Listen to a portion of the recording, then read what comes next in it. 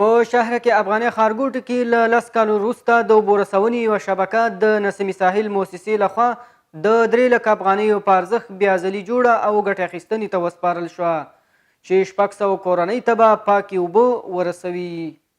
د بلخ ولایت د کلیو پراختیا رئیس د عامه پروژو د ترمیم په تړاو خبرې وکړې. زیاته یې کړه چې هڅه کوي په ټولو برخو کې د خلکو ستونزې حل کړي. د کانالونو د رغېدو ضرورت لري. په دغه لټه کې موږ یو او کوشش مو کړی دی تر ډېره حده پورې د خلکو مشکلات رفع سوي دي او کوم چې باقي خلک ضرورت ورته لري موږ کوشش روان دی او کوو یې انشاءالله دغو مشکلات به هم رفع شي. د نسیم ساحل موسسې مسؤل ویل چې د خلکو اړتیاو او د مسؤلانو د وړاندیز په اساس د ټولو ملي پروژو ملاتړ کوي. عذاب از این مستفید نشده بودند چون که تمام شبکه غیر فعال بود. سیستم کانالیزاسیون، سیستم آبرسانی، سیستم آبش و تمام همین پروژه مکمل دین تقریبا 10 سال میشد که از این مردم استفاده کردن نمیتونستن.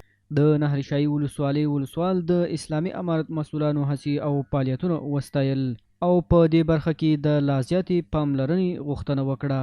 هغه وویل په دې سیمه کې د پاکو اوبو نشتون یوه لویه ستونزه وه چې د شبکې په جوړولو سره حل شوه. دو شبکه فعال شده، تقریبا در 2-3 دیگه هم ضرورت داره. همین قسم دیگه قریام دیگه اکثریت قریای ولسوالی نهرشاهی که هست یک تعدادش که با توسط جنگ متضرر شدن و یک تعداد قریه های نهرشاهی ولسوالی نهرشاهی که هست مهاجر نشین هستند، از هر طرف آمدن.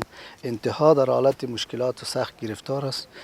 د نهرشاهي ولسوالۍ خلکو دغه پروژې د پرانیستي هرکلی وکړ او د مسؤلانو څخه یې د لا زیاتې مرستې غوښتنه وکړه.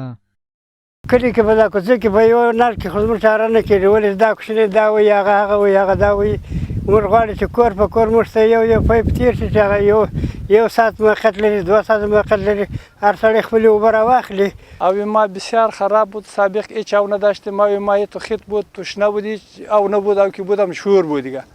اما تانکی که برای ما شما جور کرده خیر ببینیم بسیار سهولت خوب است دیگه. د یادونې وړ ده چې د اوبو رسونې یاده شبکه د سولري سیستم په اساس جوړه او ګټې اخیستنې ته وسپارل شوه چې 600 کورنۍ به له پاکو اوبو برخمنې کړي.